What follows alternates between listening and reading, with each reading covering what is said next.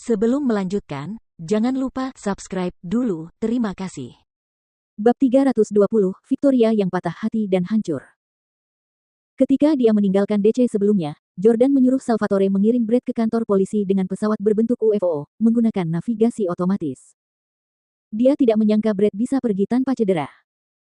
Itu adalah bukti kekuatan Howard yang luar biasa. Di ruang pribadi restoran itu, Brett menjelaskan sambil tersenyum, "Oh, ayahku adalah Jordan Stelle, Presiden J Corporation. Bajingan itu menipu adikku dan bahkan menghamilinya. Nona Clarke, ku dengar kau pernah menjalin hubungan dengannya, kan?" Victoria merasa sangat malu karena dia tidak menyangka Brett akan menanyakan pertanyaan seperti itu di depan Russell. Bahkan Caiden tidak berani bersikap kasar seperti itu.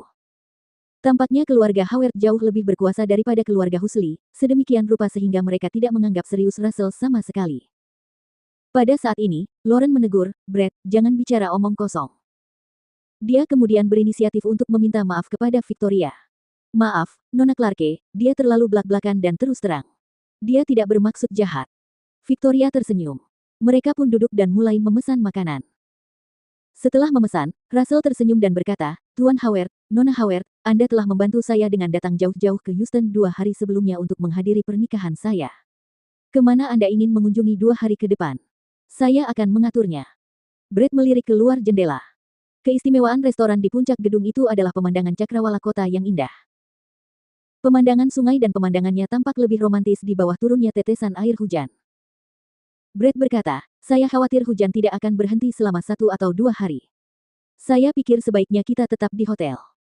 Russell kemudian bertanya, "Bagaimana kesehatan Tuan Howard, Sir? Akhir-akhir ini?" Brett mengangguk dan berkata, "Kakekku dalam kondisi prima.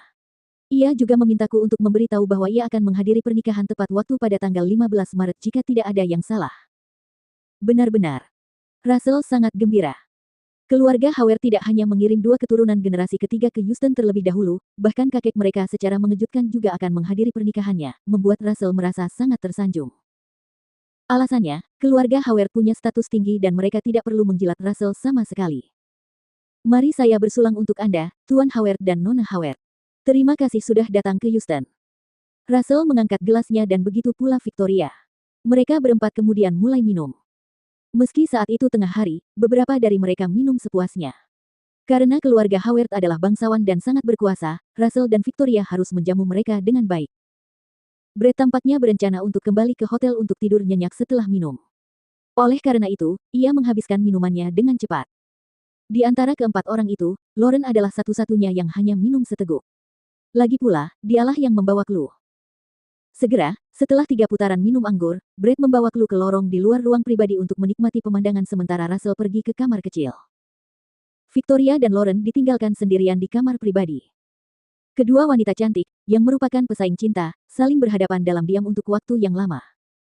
Setelah itu, Lauren tiba-tiba bertanya, "Nona Clarke, mengapa Anda putus dengan Jordan?" "Beberapa hari yang lalu, Jordan menghabiskan waktu bersamaku dan dia menyebut namamu setiap hari. Dia bilang kamu cantik, kalian berdua saling mencintai, dan kalian akan segera menikah." Jordan mendengarkan dengan saksama, terkejut mendengar Lauren membantunya melakukan itu. Victoria berkata, "Kami tidak cocok satu sama lain. Dia sangat baik, tetapi dia terlalu muda untukku. Aku lebih suka pria yang dewasa." Setelah mengatakan itu, Victoria bertanya kepada Lauren, "Bisakah kamu menceritakan kisahmu dan Jordan? Bagaimana kamu bisa hamil dengan anaknya?" Meskipun Victoria bukan lagi pacar Jordan, dia masih sangat mencintai Jordan dan sangat ingin tahu tentang masa lalu Jordan. Lauren berkata, "Dia memaksakan dirinya padaku 4 tahun lalu. Itu tidak mungkin. Jordan bukan orang seperti itu." Victoria langsung membela Jordan, yang membuatnya merasa sangat tenang. Lauren menjelaskan, kakaknya yang merencanakannya. Victoria tiba-tiba mendengus dingin dan berkata dengan ekspresi kejam di wajahnya, "Keluarga Stelle benar-benar melanggar hukum." Victoria kemudian bertanya, "Apakah kamu tidak menyalahkan Jordan untuk hal itu?" Lauren menggelengkan kepalanya dan berkata, "Sebenarnya, akulah yang pertama kali memegang tangan Jordan di ruangan gelap itu 4 tahun lalu. Kalau kami tidak melakukannya, kami tidak akan bisa keluar. Selama bertahun-tahun, saya telah mengamatinya. Meskipun dia jelas merupakan keturunan keluarga Stelle, dia menjadi suami yang tinggal bersama Hailey Camden dan bekerja keras tanpa mengeluh. Dia juga sangat perhatian dan teliti terhadap Hailey. Kemudian, dia bertemu denganmu dan dia juga merawatmu dengan baik. Dia bahkan membantumu mewujudkan impianmu untuk menjadi presiden perusahaan publik. Sejujurnya, aku suka Jordan, dan aku harap aku juga bisa punya pacar seperti dia. Mendengar perkataan Lauren, Jordan terdiam sejenak karena ia terkejut mendengar bahwa Lauren selama ini diam-diam mengamatinya. Terlebih lagi, dia benar-benar mengatakan bahwa dia menyukai Jordan. Lauren menyukaiku, bagaimana dia bisa mencintai seseorang yang telah menyakitinya? Jordan juga sedikit terkejut. Victoria terus bertanya, bagaimana dengan keluargamu? Lauren berkata, kakekku selalu ingin berteman dengan keluarga Stelle, dan dia juga sangat menyukai Jordan.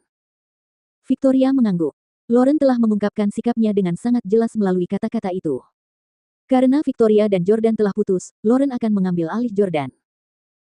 Victoria mengangkat gelas anggur putihnya dan berkata kepada Lauren, Nona Howard, Anda dan Jordan sangat cocok dalam hal usia, penampilan, dan latar belakang keluarga. Selain itu, kalian berdua memiliki seorang anak dan kalian benar-benar cocok. Biarkan aku bersulang untukmu. Aku mendoakan agar kamu dan Jordan bahagia dalam pernikahan. Setelah berkata demikian, Victoria meneguk habis segelas penuh anggur itu. Menakjubkan. Jordan bisa tahu kalau Victoria sedang sedih. Victoria, apa yang kau bicarakan? Aku tidak akan menikahi Lauren. Kaulah orang yang kucintai. Jordan berteriak, tetapi sayangnya, Victoria tidak dapat mendengarnya sama sekali. Victoria minum paling banyak selama jamuan makan ini dan meskipun kadar minuman kerasnya tinggi, dia malah muntah setelah meninggalkan hotel. Victoria, apa kabar? Kenapa kamu minum begitu banyak anggur? Russell dengan cepat menepuk punggung Victoria sebelum memberinya sebotol air dan kemudian membantunya masuk ke mobil. Sedan Mercedes-Benz hitam itu melaju keluar dari tempat parkir dan menerobos hujan lebat di jalan tol. Di dalam mobil, lagu cinta romantis sedang diputar. Victoria, yang duduk di kursi belakang, menangis seperti anak kecil. Jordan merasa sangat sedih ketika mendengar Victoria menangis. Jordan seharusnya menjadi orang yang merasa hancur ketika menghadiri pernikahan Victoria. Dia tidak menyangka Victoria akan bersedih karena kebahagiaan yang baru ditemukannya. Hari ini, penampilan Lauren telah memberikan Victoria pukulan telak. Lauren dan Jordan begitu cocok satu sama lain sehingga Victoria merasa rendah diri untuk pertama kalinya dalam hidupnya. Sambil menangis, Victoria bahkan menamparkan Russell. Aku cinta Jordan. Akulah wanita yang seharusnya menemaninya seumur hidupku. Aku tidak ingin melihat wanita lain bersamanya. Kenapa kau menceritakan semua itu padaku? Kenapa kau menceritakan tentang pembunuh ayahku?